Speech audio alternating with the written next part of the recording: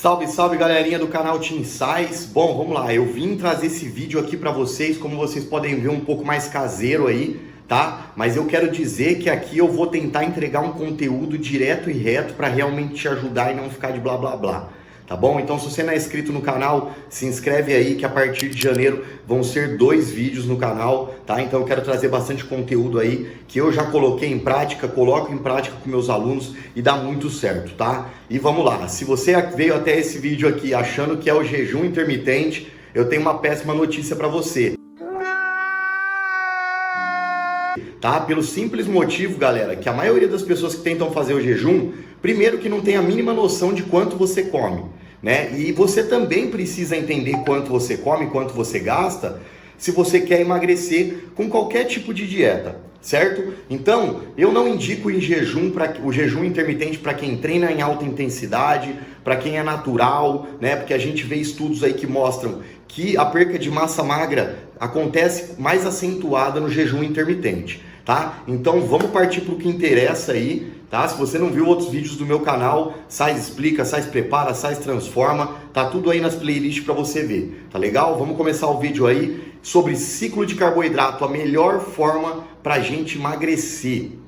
Vamos começar pela introdução aqui teórica, galera. O que seria um ciclo de carboidrato? Né? Quem não sabe aí, o carboidrato é um dos macronutrientes mais flexíveis dentro de ajustes de uma alimentação, porque é a nossa fonte principal de energia e é o que a gente pode manipular, tá? A gente não é interessante você ficar mudando a quantidade de proteínas toda hora, porque a sua massa muscular não fica mudando assim. E também a quantidade de gorduras para o seu corpo funcionar da melhor forma possível, não é interessante ficar mudando. Então, o ciclo de carboidrato, pessoal, para quem não sabe, é quando a gente manipula a quantidade de carboidrato de tempos em tempos. Isso é muito útil para quem está emagrecendo, até pelo fator psicológico, tá? Porque vamos pegar aqui que você faça um plano linear e reduza as calorias em fontes de carboidrato, de gramas de carboidrato, todos os dias e fique fazendo aquilo. Aquilo fica maçante, às vezes fica cansativo, você sente mais no corpo aqueles efeitos do carboidrato baixo e às vezes fica sem saída, sem saber manipular isso, perdendo energia no treino, se estressando durante o seu dia, ficando mais estressado, atrapalhando o seu psicológico, tanto no social quanto no seu trabalho profissional. Então o ciclo de carboidrato vocês vão ver nesse vídeo que é algo muito interessante para quem quer buscar um emagrecimento. Aprender a manipular essa variável vai te ajudar muito no seu emagrecimento, tá legal? Para que serve o ciclo de carboidrato, pessoal? A gente pode utilizar o ciclo de carboidrato principalmente em fases de emagrecimento, mas pode ser utilizado também para quem está fazendo um ganho de massa ali e sente que está dando uma estagnada, como se fossem mini cuts, durante um processo de bulking, para talvez tentar recuperar a sensibilidade à insulina, que o corpo vai ganhando uma resistência maior quando você está comendo mais, quando aquele acúmulo de gordura começa a crescer no seu corpo. Mas o principal que a gente vê que dá mais certo é num processo de emagrecimento, tá? Feito por pessoas normais. Você aí que está na sua casa, que não é atleta, pode utilizar esse método e eu tenho certeza que vai se beneficiar muito e vai gostar bastante, tá? Ou até por atletas, né? A gente vê hoje que o que funciona muito, os atletas em geral estão utilizando muito aí, porque a gente vê um resultado rápido, a gente vê uma resposta do corpo para secar a gordura, né, e conseguir manter a massa muscular muito interessante, tá bom? Então vamos aqui para alguns passos, tá? Que eu vou dividir para vocês, alguns passos essenciais para você conseguir entender como você vai fazer isso no seu dia a dia. Primeiro de tudo, galera, você precisa ter um plano alimentar.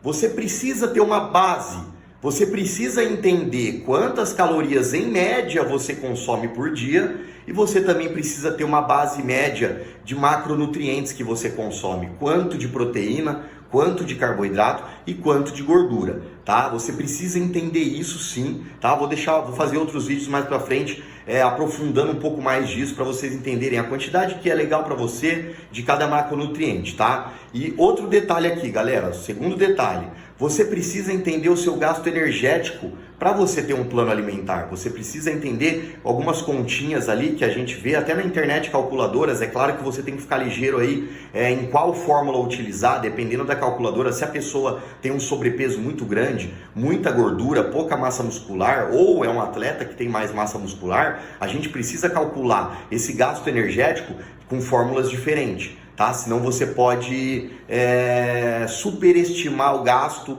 ou subestimar esse gasto, havendo assim alguns erros na hora de você colocar em prática, tá? Mas lembrando, galera, tudo nessa parte de nutrição, o que um profissional faz com o paciente dele são, vamos colocar assim, como testes.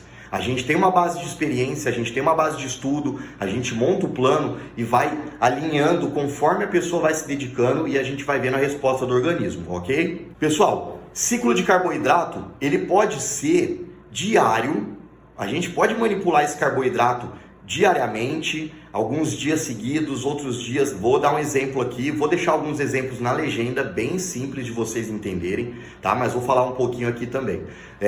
Você pode colocar, vamos dar um exemplo aqui interessante que eu gosto de fazer. Geralmente o pessoal aí normal, que não é atleta, que sai no final de semana para comer, tende a comer um pouquinho a mais e recuperar esse glicogênio no sábado ou no domingo com mais frequência. Então, olha uma base de ciclo de carboidrato para vocês terem noção do que eu estou falando. A pessoa comeu a mais no sábado ou no domingo, no próximo dia que ela vai começar o ciclo de carboidrato dela, vamos supor que ela comeu bastante no domingo. Na segunda, terça e quarta-feira, o glicogênio dela vai estar recuperado, ela vai ter energia para treinar, né? Ela não vai estar debilitada, porque ela comeu a mais. Então esses 3 próximos dias, por exemplo, não é regra 3 dias, podem ser 4, podem ser 5, isso a gente tem que analisar o contexto de quem está fazendo e como ele se sente. Tá? Como ele se sente com esses dias assim. Então, é um exemplo aqui para vocês entenderem. Comeu bastante num dia, os próximos 3 dias você reduz esse carboidrato. Você vai ter energia para treinar, vai conseguir ter aquele gasto legal de energia treinando, fazendo o seu cardio, e o consumo vai diminuir. Então, o seu corpo com certeza vai gastar mais gordura nesses próximos dias.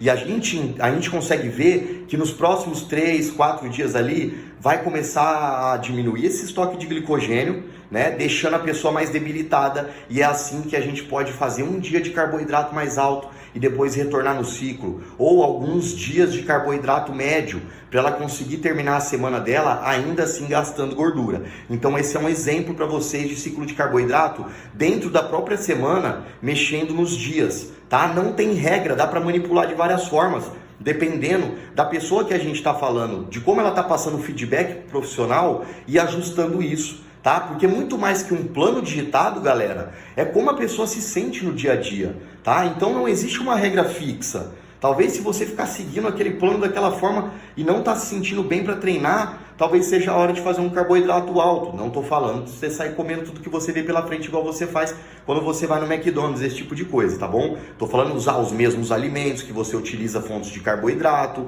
É lógico que o refeed, por exemplo, a gente pode comer outras coisas. É um momento para você socializar com o pessoal, você comer alimentos que são mais gostosos para você, tá? Então isso tudo vai ser passado pelo profissional, como eu passo para os meus alunos, tá? Se você não conhece minha consultoria, eu vou deixar o arroba aí do meu Instagram para você ver um pouco mais do meu trabalho, dos resultados dos meus alunos, da forma que eu trabalho lá. E se quiser me seguir lá, eu fico muito agradecido, tá bom? Então esse foi um exemplo de ciclo de carboidrato diários, mas a gente pode fazer isso semanalmente também. Vamos supor que a gente faça uma semana de carbo baixo e a pessoa consiga finalizar aquela semana com excelência, fez tudo que precisa ser feito, mas está se sentindo debilitada. Vamos subir um pouco o carboidrato nessa próxima semana? Lembrando, galera, que você vai subir o carboidrato, mas você não vai fazer um superávit calórico. Você não vai comer mais do que você gasta. Você vai subir um pouco o carboidrato, mas ainda assim vai estar em déficit calórico. Aí entram até estratégias de aumentar o cardio, né, de talvez aumentar um pouquinho o volume de treino. Tem estratégias que vão entrando, que vão só somando para você manter uma regularidade no seu plano, sem ficar, nossa, eu tenho que seguir esse plano 100% desse jeito.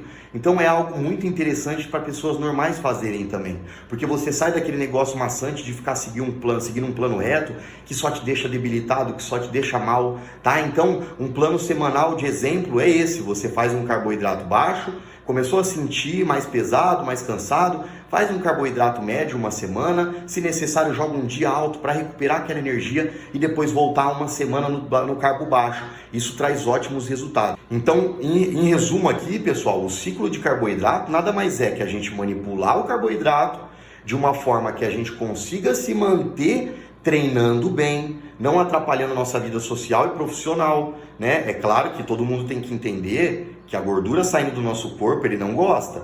Então ele vai te trazer mais fome, ele vai te trazer mais cansaço, mas um bom profissional te guiando nessa parte, ele vai estruturar um plano e te trazer manobras, né? Igual eu atualizo meus alunos, eles me atualizam de 15 em 15 dias e de 15 em 15 dias eu faço alguma manobra. Eu não estou falando que eu fico mudando o treino toda hora, eu não estou falando que eu fico mudando alimentos, dieta toda hora, não estou falando isso. Eu estou falando que algumas manobrinhas vão ajudando a pessoa a se manter no plano. Eu trago o meu aluno bem próximo de mim para ele perceber que ele tem que estar em constância ali com o resultado dele, com o que ele está buscando. Certo, galera? Então agora, para deixar de bônus aqui, alguns detalhes que entram muito importante numa dieta de emagrecimento, num plano alimentar de emagrecimento, numa dieta flexível, que eu gosto de ensinar meus alunos a mexer num contador de calorias. Eu já utilizei até para competição isso, cheguei numa condição legal de nível competitivo, mesmo fazendo isso. É claro que usando bom senso e utilizando alimentos de qualidade.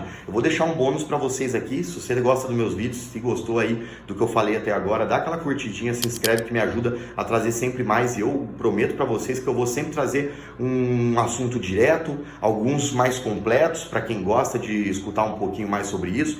Então, algumas estratégias para melhorar aí o seu emagrecimento é você analisar os alimentos em si, procurar alimentos, eu vou dar alguns exemplos aqui, que tem menos calorias numa porção maior, né? A gente percebe que até às vezes você consumindo uma gelatina zero, você engana o seu psicológico para se manter no plano. Então, se a gente for parar para analisar, a gente está enganando o nosso corpo ali, que está comendo uma coisinha mais volumosa, só que ela é menos calórica. Lógico, ela não vai fornecer mais energia do que outros alimentos, né? Se for na mesma porção de calorias. É claro que se a gente escolhe direito os alimentos, eu vou dar um exemplo aqui. 100 calorias de arroz não é igual 100 calorias de doce de leite. Na percepção do nosso corpo, na percepção da energia que a gente vai receber. O arroz vai ter mais fibras, vai te manter saciado por mais tempo. O psicológico conta muito nessa hora. Então, a escolha dos alimentos é muito importante. Eu vou dar alguns exemplos para vocês, mas dá para fazer muitas combinações, muitas substituições válidas, tá? Um exemplo aqui é trocar o arroz